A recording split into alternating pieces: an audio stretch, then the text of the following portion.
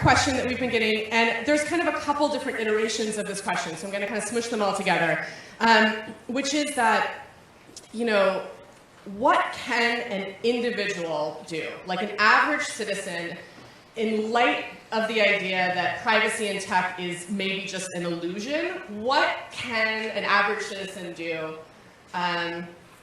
concretely to protect your own privacy and rights? Yeah, so this is the million-dollar question, right? People like to think, all right, well, how do I fix things? How do I make everything better? And the answer is it's not easy, right? The first thing is to care and to signal that you care. Be that person at Thanksgiving who brings it up. Don't ruin Thanksgiving over it. But really, the most important thing is to make your voice heard and make sure that everybody understands that these kind of things matter. But that's not enough, right? We need to raise awareness, but we can't stop there. You can take initial steps to unilaterally use these new technical measures to protect your privacy, right? You can use encrypted messengers like Signal, which is for app or iOS or whatever, it's free. That means when your phone calls transit the internet, when your text messages transit this global telecommunications network, they're not traveling electronically naked, which is the status quo today. If you just pick up your phone right now and dial a call, anybody in the middle of that communication can listen to it. They can hear it. They can save it. They can store it. They can do whatever they want with it. Same thing for text messages. Same thing for the messages you send. Encryption armors these things. It gives them clothes as they cross that hostile path. But even that's not enough, because there are other types of data called metadata, right? Records of your activities without the details of your activities, they can still be collected even when they're encrypted.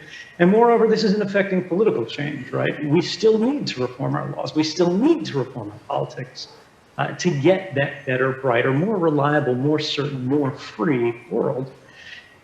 And sadly here, a lot of this is an expert conversation. We have members of Congress who are being briefed by some of the greatest technologists, cryptographers, mathematicians in the world about what to do about this.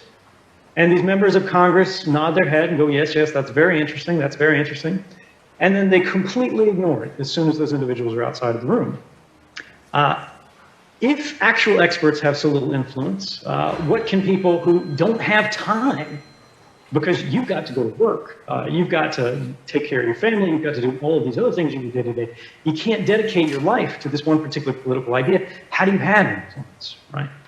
Well, raising awareness, networking, and direct action, those are important things. But beyond that, there are expert organizations in the world, groups like the American Civil Liberties Union, like the Electronic Frontier Foundation, like Fight the Future, like the Freedom of the Press Foundation, that are out there right now planning for what they're going to do in the next 4 years to maintain that, to ensure that not only do you maintain the rights that you already have, but that we expand these, that we prevent violations against these, that we contest these. And these are people who dedicate their lives to only this. This is their full-time job. This is what they think about when they get up in the morning, when they go to sleep at night.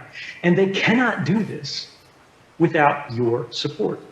So if you don't have time to do this yourself, and if you're not sure you'll be able to do it yourself, support them. Send them money, sign a petition, do whatever you have to do to make sure that you're giving some part of your core power, whether that's the resources you have available to you or something else, to maximizing the capability, the influence of these groups that don't stop working when you take a break.